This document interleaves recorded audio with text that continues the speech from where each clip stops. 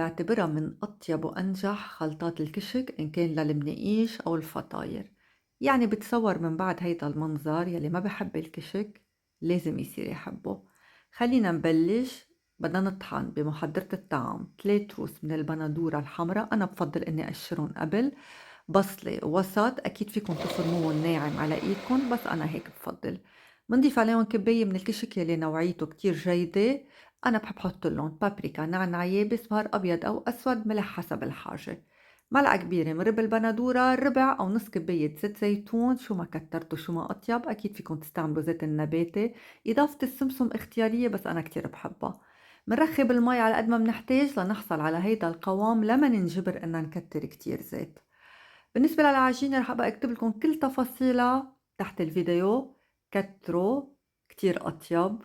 وهيدي هي النتيجة. ما فيها خبركن قد ايه طيبة، عن جد بنصحكم انكم تجربوا هالخلطة.